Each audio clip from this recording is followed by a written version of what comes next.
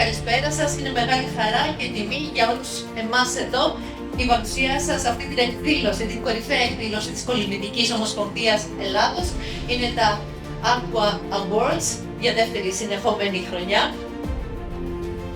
Αξιότιμες κυρίες και κύριοι, σήμερα θα δωρεθούν οι καλύτεροι μεταξύ των καλύτερων για το έτος 2023.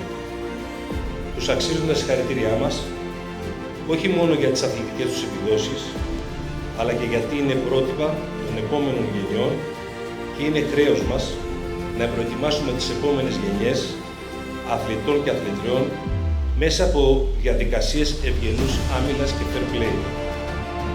Η Κολυμβητική Ομοσπονδία παίρνει με άριστο το 10 σε επίπεδο Ολυμπιακής παρουσίας τον υψηλότερο βαθμό από όλες τις άλλες ομοσπονδίες.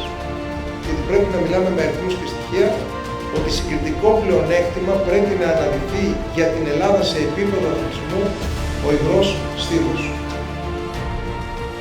Αγαπητές αθλήτριες και αγαπητοί αθλητές, εγώ ξεκινάω από εσάς, γιατί σε εσάς οφείλουμε που είμαστε όλοι εδώ πέρα για να γιορτάσουμε τις μεγάλες επιτυχίες του 23. Τα αθλήματα, όπως ξέρετε, του υγρού στίβου είναι τα αθλήματα της καρδιάς μου. Είναι τα αθλήματα της καρδιάς μου, τα υπηρέτησα κι εγώ, όπως και εσείς, και δεν μπορείτε να φανταστείτε πόση χαρά και συγκίνηση νιώθω όταν είμαι εδώ μαζί σας για να χαρούμε τις επιτυχίες σας.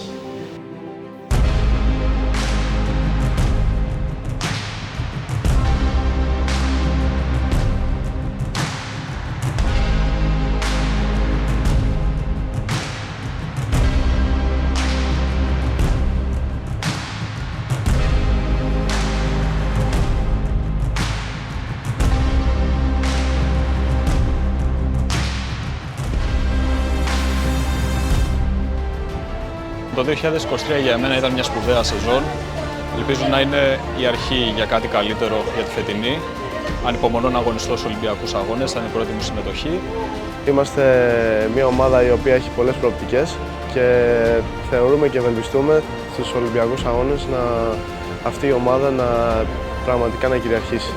Το 2023 για μένα ήταν μια αρκετά καλή χρονιά, θα έλεγα. Ήταν παραπάνω η βάση για αυτή τη χρονιά, που είναι η Ολυμπιακή χρονιά. Είμαι ευχαριστημένος. Το 2023 ήταν μια πολύ πετυχημένη χρονιά για μας. Πλέον μπροστά μας είναι οι Ολυμπιακοί Αγώνες, που είναι η μεγαλύτερη πρόκληση και ευελπιστώ ότι εκεί θα παρουσιαστούμε αντάξει των προσδοκιών και θα φτάσουμε σε μια ανάλογη επιτυχία όπως και στο Τόκιο.